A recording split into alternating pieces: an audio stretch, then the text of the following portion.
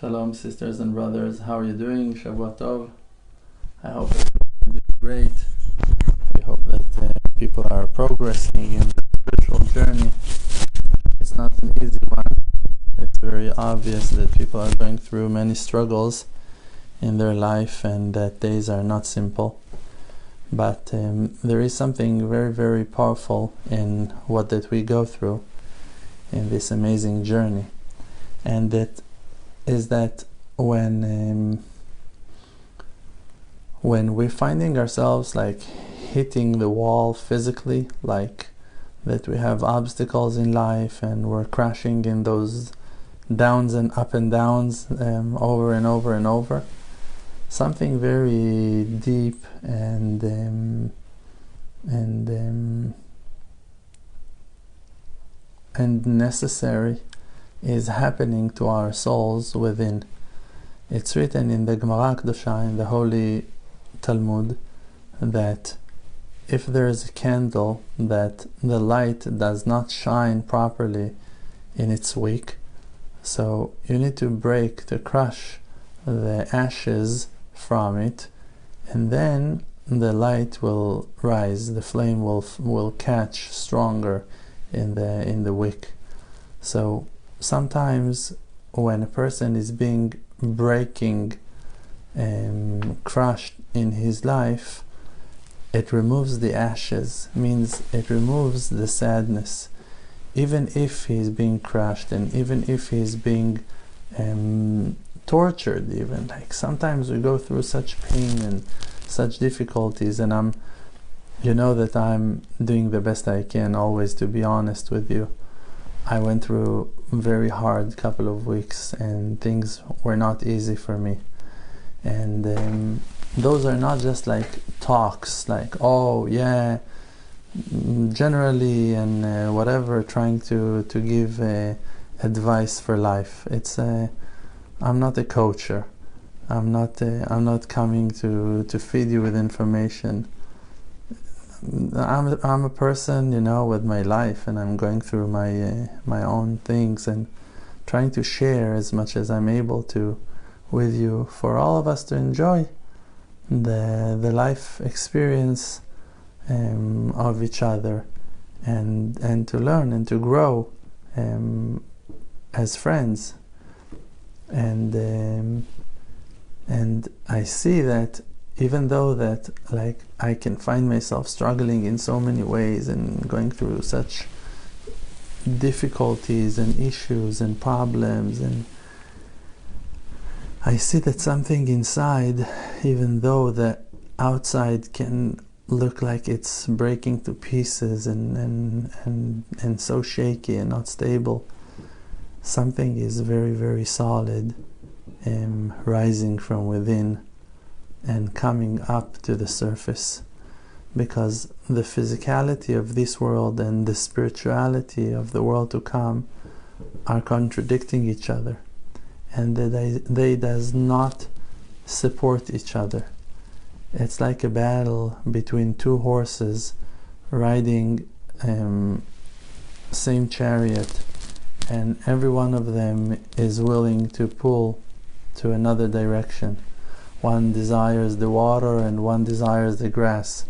One is the spiritual that is always hoping for truth and for closeness to heaven and purity, and to minimize with lust and desires, and never to feel the physical pleasure of flesh and tastes and smells, because the soul is spiritual and wants to be like uplifted from this world, and does not want to suffer the pain and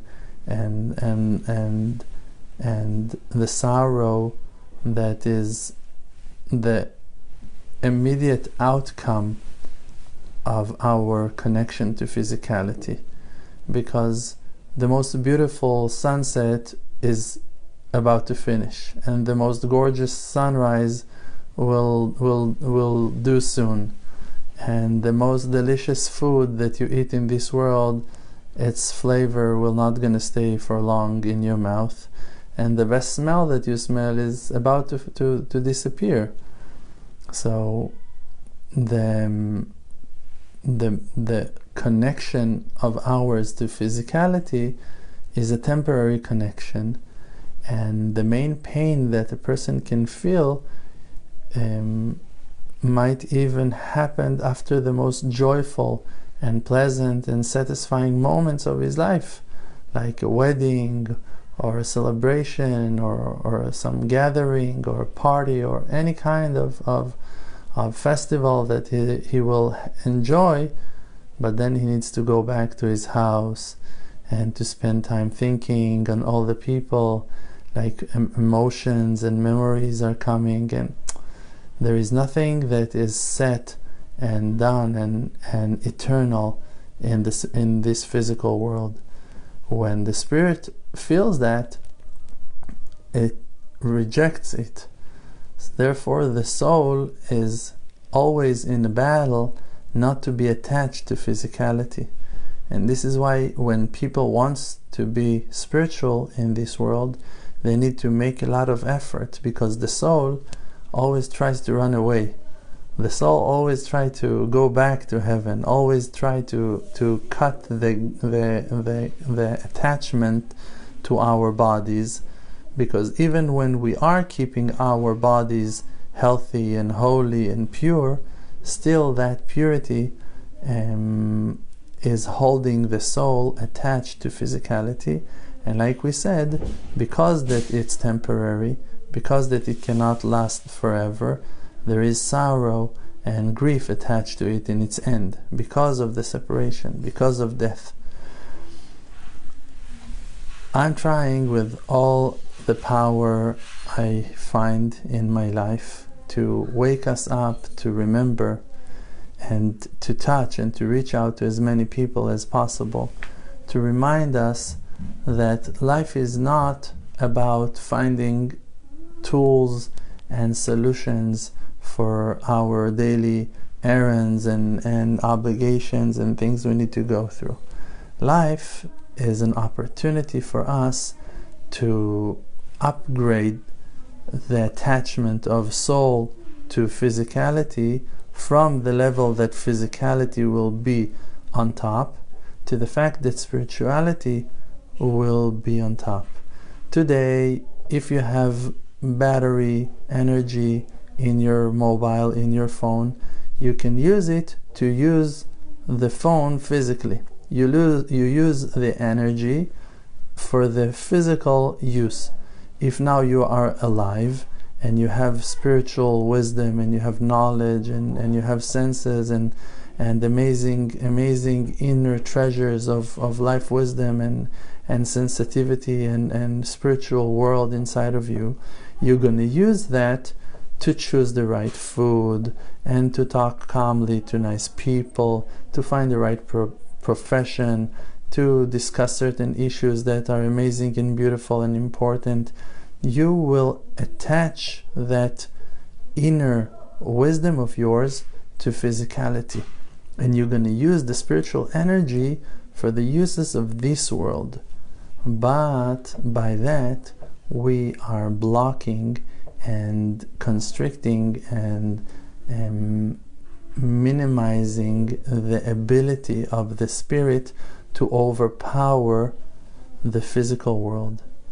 But when a person is rising to the level of Moses, for an example, that it's written on him, Moshe ish ha'elokim, Moses the man of God, that your soul is overpowering your body, and your body is being controlled by your mind, and not your mind being forced to the needs of your body.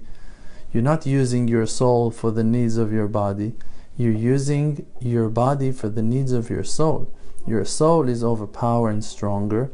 Then the light and the shine and the nature of your soul can control the physical world, and then things are happening in a different way. Then all this world can change and be uplifted and upgraded to a free period of time that will start with the days of redemption, with the years of Messiah, of Mashiach, and the prosperity with no end that will conquer the world until death will completely disappear from the world. And then all darkness will disappear, and all illnesses and plagues and sicknesses and poverty, and there will be no more pain and sorrow. And we need to aim to that. And that's what I'm trying to say. That's what I'm trying to call all my friends, all my students, all my followers, all the people that are trying to listen to the lesson that comes out of my mouth, to remind you, guys, listen, we're not here to pull spirituality to this world to make our life nicer. We are here to change the world. We are here to make a change, to make a difference. We're here to overpower with the energy of our souls on the world, that the world will not be the same anymore. That people will not die in the end of the process. That people will not go alone to their houses anymore. We're aiming for that moment that life will rise and shine, that the party will never end, that music will be played in all the streets, that food will be served by everyone to anyone, that everyone will respect each other, will love each other, that cures and medicines will be found to all sicknesses, to all conditions of all people, that there will be no more feelings of loss because there's going to be the resurrection of the dead, and there will be no lack of wisdom and knowledge because the sky will be bright and open and accessible to anyone who demands and asks, and all our prayers will be accepted, and all of our dreams will come true. And to that I aim. And with that, I'm sending you to open this new week on the right side, with the right foot, in the right direction, with the right step, in the right beat, the beat of your soul, with the right flow, the flow of your spirit, with the right approach, the approach of your honest heart, of your wishing soul, of your stable mindset that is desiring something. And I'm telling you, believe in yourself, and for that you will be believed. If you're going to believe in yourselves, if you're going to believe that you are dreaming for a purpose, that you're dreaming for a cause, that those are not false dreams, that your hopes are real hopes that are founded and established in the prophets' promises and prophecies, you will understand that your dreams, they have a purpose. There's a reason for them, and just keep on growing.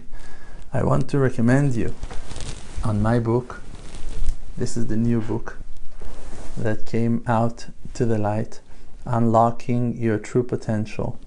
I'm telling you, this is the best book that I wrote until now. This is such a fantastic book. It's a great book, and we already have such great reviews from people that are enjoying it. This is a book that gives you tools to build your own self-esteem, to understand your real purpose in life, to realize what we have been sent to do here in this world, and every individual to find his own purpose in life. This is a real fantastic, very basic and very, very detailed, with simple explanations book. And this book started the process of it to be written around 4 years ago, and many thanks to many people that helped me along the way to write it and to rewrite it and to fix it and to compose it in a way that it will be very simple, with very practical advice, with short chapters, and very, very clear and very practical advice for every person to find his inner treasures and his inner qualities, and to learn how to work with them and how to use them for that divine purpose of your life, for the reason that you have been created, to reveal the godly light that is treasured inside of you. And I bless you that that week will be a week of happiness and joy and satisfaction from life for you and for all your loved ones. Amen. Ken Yehi Ratzon. Bless you. The world does not exist. Because Olam Milshon Ne'elem, the world is just blocking the light of truth. The world called Alma Deshika, world of light, is just a fake. We're just inside of an illusion.